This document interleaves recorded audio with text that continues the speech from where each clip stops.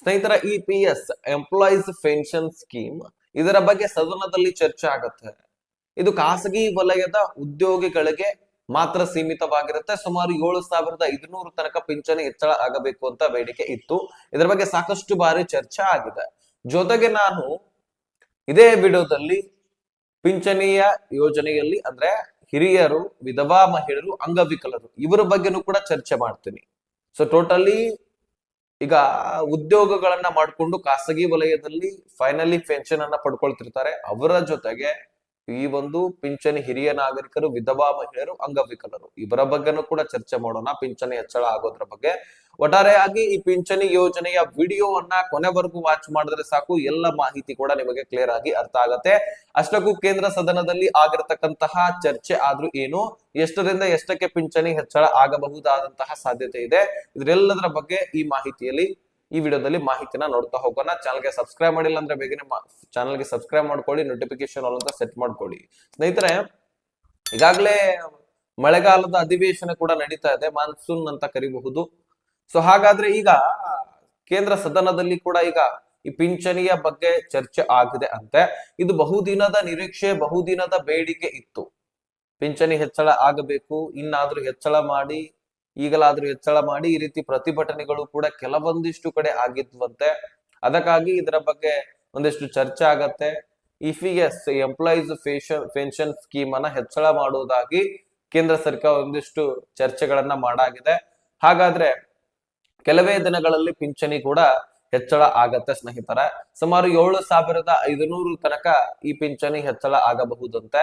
ಈಗ ಖಾಸಗಿ ವಲಯದಲ್ಲಿ ಉದ್ಯೋಗವನ್ನ ಮಾಡ್ಕೊಂಡು ರಿಟೈರ್ಡ್ ಆಗಿರ್ತಾರೆ, 58 ವರ್ಷದ ಮೇಲ್ಗಡೆ ನಿಮಗೆ ಪಿಂಚಣಿ ಸಿಗುವಂತದ್ದು, ಮತ್ತು ಒಂದೇ ಕಂಪನಿಯಲ್ಲಿ ಸುಮಾರು 10 ವರ್ಷಗಳ ಕಾಲ ನೀವು ದುಡಿಮೆಯನ್ನ ಮಾಡಿರಬೇಕು. ಈ ರೀತಿ ಇದ್ದಂತಹ ಫಲಾನುಭವಿಗಳಿಗೆ, ಉದ್ಯೋಗಿಗಳಿಗೆ ಈ ಒಂದು ಪೆನ್ಷನ್ ಸಿಗುವಂತದ್ದು. ಓಕೆ, ಕ್ಲಾರಿಫಿಕೇಶನ್ ಸಿಕ್ತಂತ ಅನ್ಕೊಳ್ತೀನಿ. ಶಾರ್ಟ್ ಆಗಿ ನಿಮಗೆ ತಿಳಿಸಿದೀನಿ, ಅದು ಇದು ಅಂತ ನಿಮಗೆ ಗೋಗಳೇ ನಾನು ಬಿಟ್ಟಿಲ್ಲ, ಇದಂತಹ ಮಾಹಿತಿನ ನಿಮ್ ಮುಂದೆ ಇಟ್ಟಿದ್ದೀನಿ. ಈಗ ಪಿಂಚಣಿಯಲ್ಲಿ ಮುಖ್ಯವಾಗಿ ಸ್ನೇಹಿತರೆ ಅಂದ್ರೆ ರಾಜ್ಯದಲ್ಲಿ ನಡೀತಿರ್ತಕ್ಕಂತಹ ಪಿಂಚಣಿ ಹಿರಿಯ ನಾಗರಿಕರು, ವಿಧವಾ ಮಹಿಳೆಯರು, ಅಂಗವಿಕಲರು ಇವ್ರ ಬಗ್ಗೆ ನಾವು ಮಾತನಾಡೋಣ. ಇಲ್ಲಿ ಕೂಡ ಪಿಂಚಣಿ ಹೆಚ್ಚಳ ಆಗಬೇಕಂತ ಬೇಡಿಕೆ ಇತ್ತು. ಪಿಂಚಣಿ ಹೆಚ್ಚಳ ಆಗಿಲ್ಲ ಅಂತ ಆಕ್ರೋಶಗಳು ಕೂಡ ವ್ಯಕ್ತಪಡಿಸ್ತಾ ಇದ್ರು. ಜೊತೆಗೆ ಪಿಂಚಣಿ ಯೋಜನೆಯಲ್ಲಿ ಈಗ ಸದ್ಯಕ್ಕೆ ಪರಿಷ್ಕರಣೆಯೂ ಕೂಡ ಸ್ಟಾರ್ಟ್ ಆಗಿದೆ. ರಾಜ್ಯದಲ್ಲಿ ನೋಡ್ತಾ ಇದ್ರಿ, ಗೃಹಲಕ್ಷ್ಮಿ ಯೋಜನೆಯಲ್ಲಿ ವೆರಿಫಿಕೇಶನ್, ಗೃಹ ಜ್ಯೋತಿಯಲ್ಲಿ ಕೂಡ ಹೊಸದಾಗಿ ಅರ್ಜಿ, ಇದೆಲ್ಲವೂ ಕೂಡ ನಡೀತಾ ಇರುವಂತಹ ಒಂದು ಮೇರೆಗೆ ಈಗ ಮತ್ತೆ ಪಿಂಚಣಿ ಯೋಜನೆಯಲ್ಲಿಯೂ ಕೂಡ ಹೊಸದಾಗಿ ಅರ್ಜಿಯನ್ನ ಸಲ್ಲಿಸಬೇಕಂತ ಇಲ್ಲಿ ಹೇಳ್ತಾ ಇದ್ದಾರೆ. ಆದ್ರೆ ಇಲ್ಲಿ ಹೊಸದಾಗಿ ಅರ್ಜಿ ಸಲ್ಲಿಸಬೇಕು, ಈಗ ಸಲ್ಲಿಸಲೇಬೇಕು ಅನ್ನುವಂತಹ ಕಡ್ಡಾಯವನ್ನ ಹೇರಿಲ್ಲ. ಆದ್ರೆ ಒಂದು ಬಯೋಮೆಟ್ರಿಕ್ ತರುವಂತಹ ಸಾಧ್ಯತೆ ಇದೆ. ಗೃಹಲಕ್ಷ್ಮಿಯಲ್ಲಿ ಕೂಡ ಮೃತಪಟ್ಟವರ ಸಂಖ್ಯೆ ಹೆಚ್ಚಾಗಿತ್ತು, ಅದಕ್ಕಿಂತ ಹೆಚ್ಚು ಪಿಂಚಣಿ ಯೋಜನೆಯಲ್ಲಿ ಇದೆ ಅಂತೆ. ಮೃತಪಟ್ಟವರ ಸಂಖ್ಯೆ ಪಿಂಚಣಿ ಯೋಜನೆಯಲ್ಲಿ ಹೆಚ್ಚಾಗಿದೆ ಅಂತೆ. ಯಾಕಂದ್ರೆ ಹಿರಿಯ ನಾಗರಿಕರಲ್ಲಿ ಪುರುಷರು ಬಂದ್ರು, ವಿಧವಾ ಮಹಿಳೆಯರು ಬಂದ್ರು, ಜೊತೆಗೆ ಮಹಿಳೆಯರು ಬಂದ್ರು, ಅಂಗವಿಕಲರು ಬಂದ್ರು, ಎಲ್ಲರೂ ಕೂಡ ಬರ್ತಾರೆ. ಒಟ್ಟಾರೆಯಾಗಿ ಇಲ್ಲಿ ಯಾರು ಮೃತಪಟ್ಟಿದ್ದಾರೆ ಅವರನ್ನ ತೆಗೆದುಹಾಕುವಂತಹ ಕೆಲಸ, ಜೊತೆಗೆ ಫೇಕ್ ಡಾಕ್ಯುಮೆಂಟ್ಸ್ ಗಳಿಂದನೂ ಕೂಡ ಸಾಕಷ್ಟು ಜನ ಅರ್ಜಿಯನ್ನ ಸಲ್ಲಿಸಿದ್ದಾರೆ.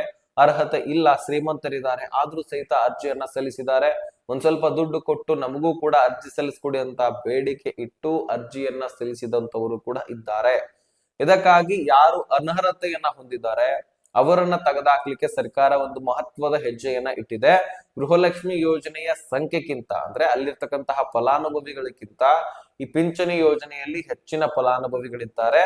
ಹೀಗಾಗಿ ಮೇನ್ ಟಾರ್ಗೆಟ್ ಪಿಂಚಣಿ. ಈ ಪಿಂಚಣಿಯಲ್ಲಿ ಎಷ್ಟು ಜನರನ್ನ ಸರ್ಕಾರ ಹೊರ ಹಾಕುತ್ತೋ ಅಷ್ಟು ದುಡ್ಡು ಅವರಿಗೆ ಉಳಿಯುತ್ತೆ. ಈಗಾಗಲೇ ಗೃಹಲಕ್ಷ್ಮಿಯಲ್ಲಿ 100 ಕೋಟಿ ಗಟ್ಟಲೆ ದುಡ್ಡು ಉಳಿತಾ ಇದೆ, ಯಾಕಂದ್ರೆ ವೆರಿಫಿಕೇಶನ್ ಪರಿಷ್ಕರಣೆ ಆಗಿರ್ತಕ್ಕಂತಹ ಕಾರಣಕ್ಕಾಗಿ.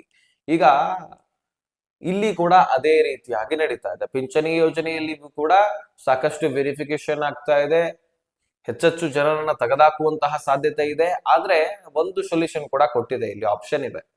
ಯಾರು ಅರ್ಹತೆಯನ್ನ ಹೊಂದಿದಿರಿ ಆದ್ರೂ ಸಹಿತ ನಿಮ್ಮನ್ನ ನಾವು ತೆಗೆದುಹಾಕಿದೀವಿ, ನೀವು ಅನರ್ಹರಂತ ನಿಮಗೆ ದುಡ್ಡು ಜಮಾ ಮಾಡ್ತಾ ಇಲ್ಲ ಅಂದ್ರೆ ನೀವ್ ಒಂದು ಕೆಲಸ ಮಾಡಬಹುದು ಅಂತ ರಾಜ್ಯ ಸರ್ಕಾರ ತಿಳಿಸಿದೆ. ಅದೇನಪ್ಪಾ ಅಂದ್ರೆ ಲೈಫ್ ಸರ್ಟಿಫಿಕೇಟ್, ಜೀವಿತ ಪ್ರಮಾಣ ಪತ್ರ ಅಂತ ಕರಿತೀವಿ.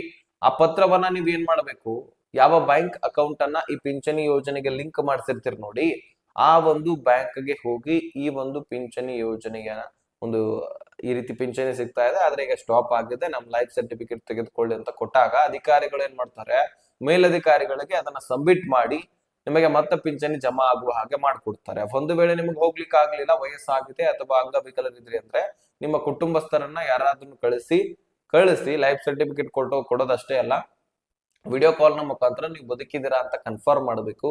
ಆಗ ಮಾತ್ರ ನಿಮಗೆ ಪಿಂಚಣಿ ಜಮಾ ಆಗ್ಲಿಕ್ಕೆ ಸಾಧ್ಯ.